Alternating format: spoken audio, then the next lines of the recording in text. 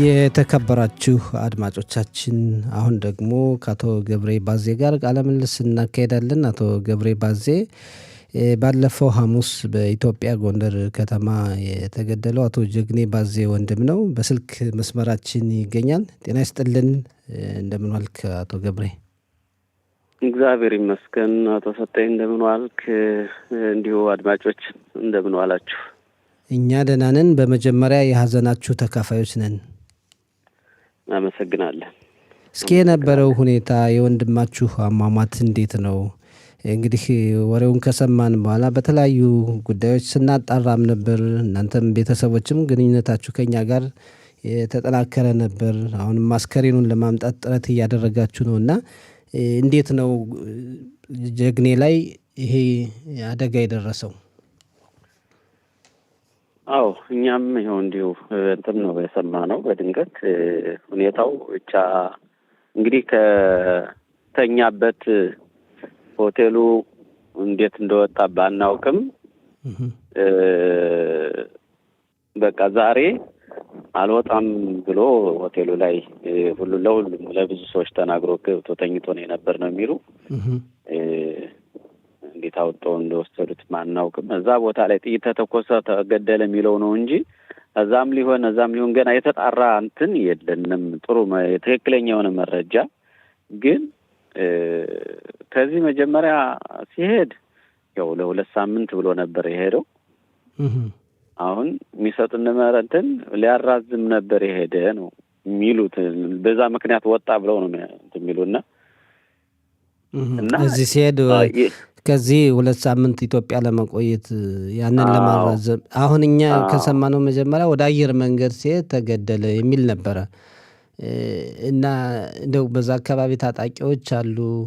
ታጣቂዎች ናቸው ወይስ ደግሞ ሌላ በግል ጉዳይ ነው? እንዴት ነው? እስኪ እንደው እስካሁን ያላችሁ መረጃ ለአድማጮቻችን፣ ምክንያቱም በዚህ የሚናፈሱ ብዙ ነገሮች ስላሉ እንደው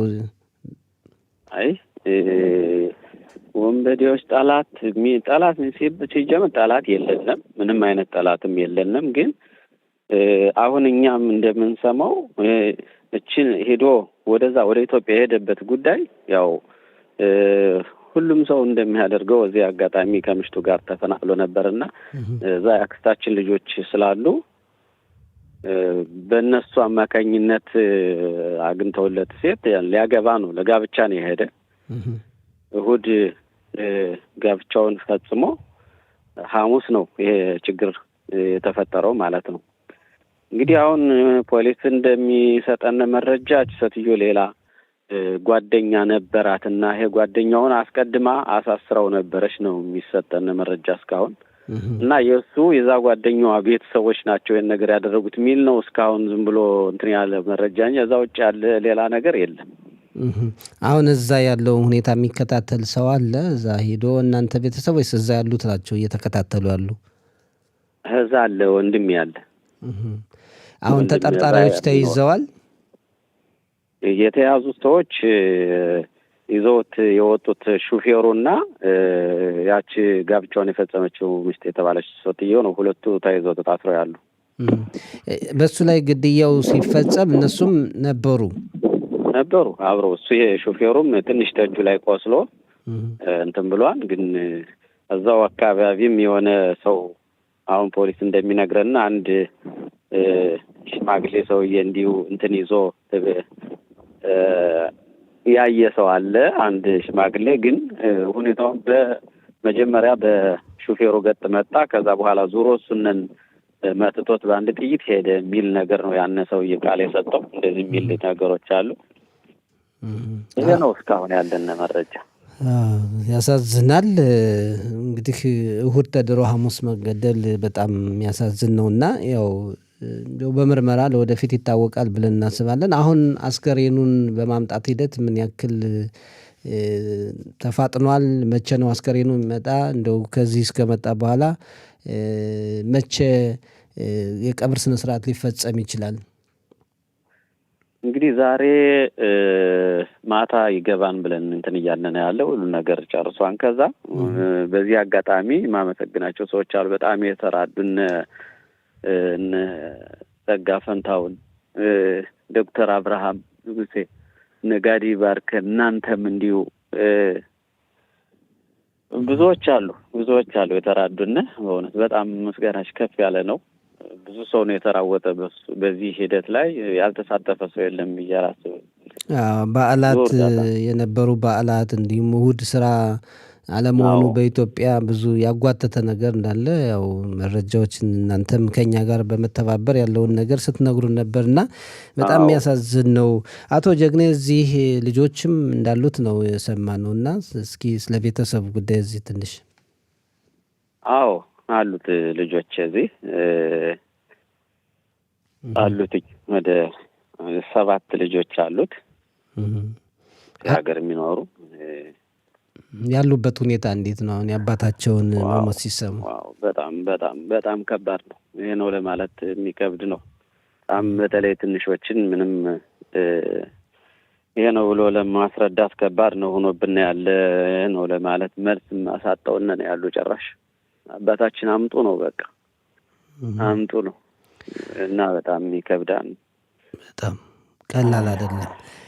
እንግዲህ ዛሬ ማታ አስከሬኑ ከመጣ ያው መቼም ነገ በዓል ስለሆነ ምናልባት ነገ ማታ በዓሉ ከወጣ ላያም ሮብ ነው የቀብር ስነ ስርዓት ሊሆን የሚችልና ከዚህ ሌላ የምርመራ ሂደት ይኖራል ወይስ በቀጥታ ነው የቀብር ስነ ስርዓት ሊፈጸም የሚችለው?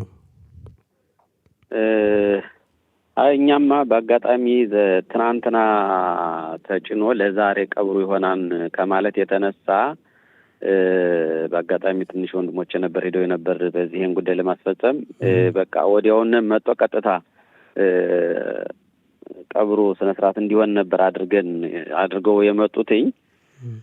አሁን ደግሞ በአጋጣሚ የክልሉ ፖሊስ እንትን ባህር ዳር ያለው አሁን ደውሎ ደግሞ ምርመራ ብታደርጉና ከሱ ያለው ምርመራ ደግሞ ለኛ ብትልኩልን ጥሩ ይሆን ነበር የሚል ነገር ሲሉና አሁን እንደገና ደግሞ እንጃኔ እንዴት እንደምናደርግ እዚህ የግድ ማስመርመራውን ለምርመራው ላለው ሁኔታ ያግዛል ነው እንግዲህ እዚህ ማስመርመር።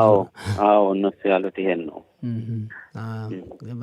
ሌላው አስከሬኑን በማስመጣቱ ዙሪያ የሚተባበሩ አካላት አለ ወይስ ደግሞ ዋስትና ኖሯል? ምክንያቱም ገንዘቡም ብዙ ነውና በዚህ ሂደት ያገዙ አካላት አሉ። እንዴት ነው? አዎ ቢተዋህ አድርጎ ሄዶ ስለነበረ ቢተዋህ ነው ያገዘን። እሱ ነው አሁን ያው እንዲመጣም እያደረገ ያለ ሁሉንም ነገር ችሎ እሱ ነው ያመጣ። ቢተዋህ አድርጎ መሄዱ በእውነት በዚህ አጋጣሚ ሌሎችም መማር የሚገባው ነገር ሁላችንም ይሄን ነገር ሳናደርግ ባንሄድ ጥሩ ነው። ምን እንደሚፈጠር እንኳን አናውቅም። አዎ ከባድ ነው። አሁን አቶ ጀግኔ እዛ ጎንደር በነበረበት ቀን ሐሙስ ዕለት ያው የጾም ቀን ነው። ስልክም እንዳልያዘ ነው የሰማነው እና ናኒድ ሲሉት ያው በእምነት እንደሄደ ነው እና እስኪ ትንሽ እንደው ስለነበረው ሁኔታ የሰማችሁትን አካፍለን እንደገና። አሁን የሚገርም ዋናው ነገር እስካሁን ዛሬ ነው ትልቁ ምርመራ አሁን ይሆናል ተብሎ የነበረ። በአጋጣሚ ነገሮች ከዛ የሚከታተል ሰው እንዳልኩ ወንድሜ አሁን በትናንትናን የደረሰ ሌላ ሀገር ስለነበረ እሱ ደርሶ ሁኔታዎችን ሲያይ እንትን ሲሆንበት እንደገና ዛሬ እዛ ያለው ምርመራ የባህር ዳሩ የክልሉ አስቆማቸው። አካሄዳቸው ጥሩ አልሆን ሲል አስቆሞ አሁን ከዛ ቡድን በመድቦ በባህር ዳር አሁን ዛሬ ይገባሉ። ምናልባት እንግዲህ ነገ ወዲያ ነው ምርመራ አድርገው ግልጽ የሚያደርጉልን ብለን ነው የምናስበው። ግን እሱ ምንም አሁን እንዳልኩህ ስልክም አልያዘም ምንም አልያዘም። ሲወጣ በቃ እና አንገት ሀብሉ ሁሉ እኮ ያው እንግዲህ እንደምታውቀው ምንም ጌጥ ነገር ስለማያስፈልግ አውልቆ አስቀምጦት ነው እንደሄደ እና በዛ ሰዓት አስገድደው እንዳወጡት ነው በቃ እኛ የምናስበው አሁን እንጂ በራሱ ጊዜ አይደለም ይወጣ። እንደዛ ሆኖ ሊወጣ አይችልም። አዎ በጾም በጸሎት ነው የነበረ እንግዲህ ያለው ሁኔታ እንደሚያመለክተው።